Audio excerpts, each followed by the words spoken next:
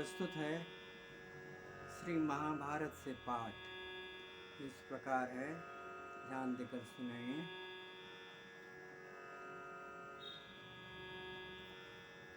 महाभारत के पर्व संग्रह पर्व से द्वितीय अध्याय से एक पाठ है। इसमें सेनाओं के विभिन्न प्रकार का, विभिन्न समूहों का वर्णन है, जो इस प्रकार से है। इसे ध्यान से सुनेंगे। पत्तिः तु विगुणामेता माहुसेना मुखं बुधाः व्रीणिसेना मुखान्येको गुल्मैत्यभिधीयते। इसी पत्ती की तिगुनी संख्या को विद्वान पुरुष सेना मुख कहते हैं। 3 सेना मुखों को एक गुल्म कहा जाता है। त्रयो गुल्मा गणो नाम वाहिनी तु गणाश्रयः वाहिनी तु गणाश्रयः स्मृतास्तिस्रस्तु वाहिन्या प्रतनेमि विचक्षणे। 3 गुल्मों का एक गण होता है। 3 गण की एक वाहिनी होती है और 3 वाहिनियों की सेना का रस जानने वाले विद्वानों ने 3 वाहिनियों को प्रतना कहा है। चमुस्तु प्रतनास्तिस्रश्चम्बस्त्वनीकिनी अनीकिनीं दशगुणां प्राहुरक्षोहिणीं बुधा। 3 प्रतना की एक चमू, 3 चमू की एक अनौकिनी और 10 अनौकिनी की एक अक्षोहिणी सेना होती है। यह विद्वानों का कथन है। अक्षोहिण्याः प्रसंख्याता रथानां द्विजमत्सत्तमाः संख्या गणित तत्त्वज्ञे सहस्राण्येकविंशतिः शतान्योपरिचैवाष्टौ तथा भूयश्च सप्ततिः गजानां च परिमाणमेतदेव विनिर्दिशेत। श्रेष्ठ ब्राह्मणों, गणित के तत्वज्ञ विद्वानों ने एक अक्षोहिणी सेना में रथों की संख्या 21,870 बताई है। हाथियों की संख्या भी इतनी ही समझनी और कहनी चाहिए। गेयं शतसहस्रं तु सहस्राणि नवैव तु नराणामपि प्रजाश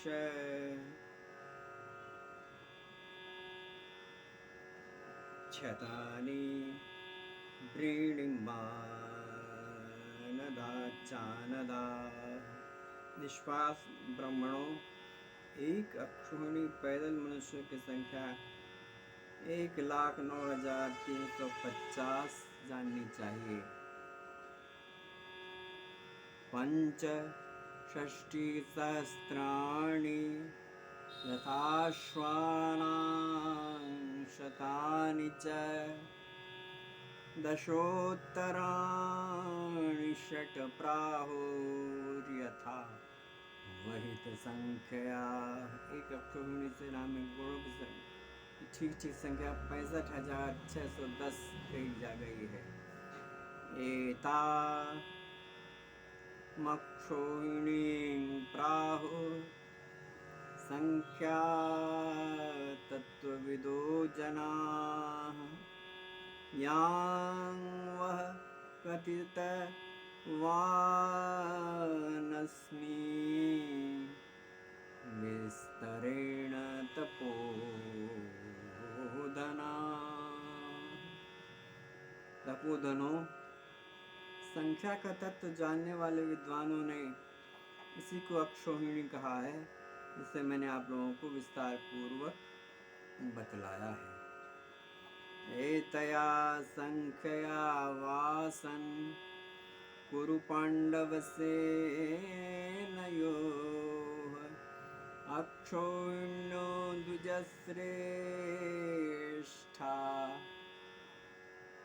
पिंडिताष्टादशैव तु। श्रेष्ठ ब्राह्मणों, इसी गणना के अनुसार कौरव पांडव दोनों सेनाओं की संख्या 18 अक्षोहिणी थी।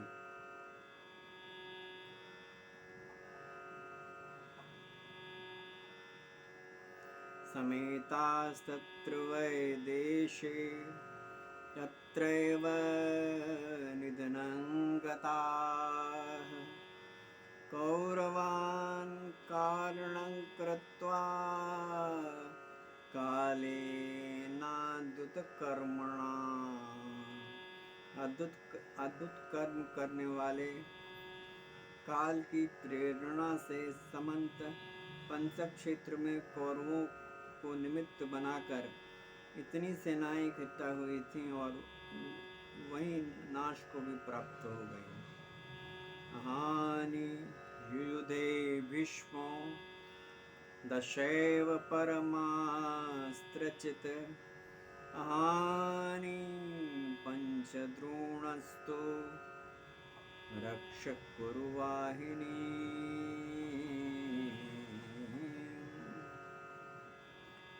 अस्त्र शस्त्रों की सर्वोपरि मर्मज्ञ श्री भीष्म पितामह ने इस 10 दिनों तक युद्ध किया था। आचार्य द्रोण ने 5 दिनों तक कौरव सेना की रक्षा की थी। अभी आप श्री महाभारत से पाठ सुन रहे थे। पर्व संग्रह पर्व से ये पाठ था। द्वितीय अध्याय के श्लोक संख्या 20 से लेकर श्लोक संख्या 30 तक का ये पाठ था।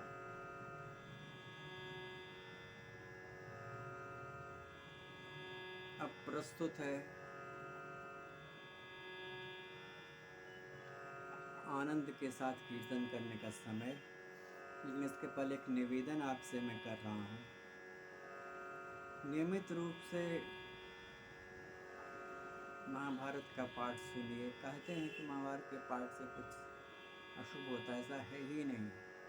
महाभारत में तो भगवान की अनुग्रह का वर्णन है, इतिहास का वर्णन है और समस्त इतिहास का, समस्त ज्ञान का वर्णन है। तो ज्ञान जहाँ रहेगा, परमेश्वर जहाँ रहेंगे, श्री कृष्ण जहाँ रहेंगे और जहाँ इतिहास का वर्णन होगा वहाँ अशुभ कैसे हो सकता है? अशुभ नहीं है। आपके जीवन में मंगल होगा यदि आप महाभारत सुनेंगे।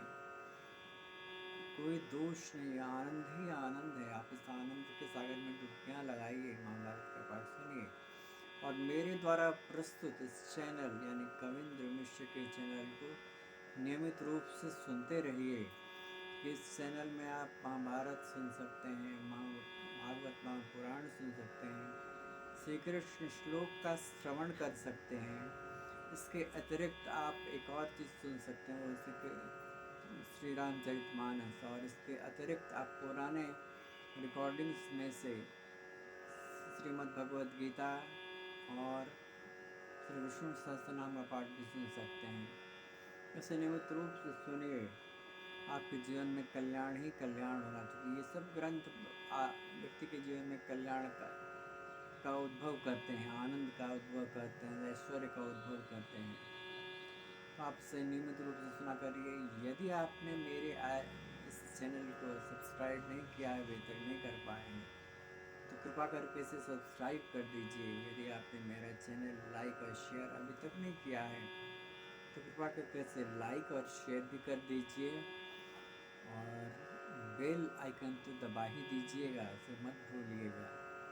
मैं इसके लिए आपके अनुग्रहित रहूँगा, चूँकि आपकी कृपा से जिन तक ये पहुँचेगा उनके जीवन में भी आनंद ऐश्वर्य का प्राकट्य होगा और उनके जीवन में सौभाग्य का उदय होगा। ये सब ग्रंथ अद्भुत हैं। आइए मेरे साथ भगवत संकीर्तन करिए, बड़े आनंद के साथ भगवत संकीर्तन करिए। ओम नमो भगवते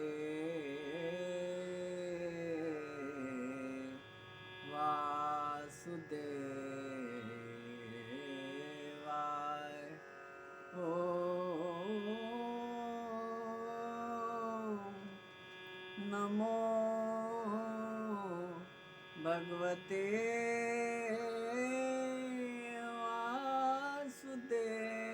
वासुदेवाय। ओम नमो भगवते वासुदेवाय वासुदेवाय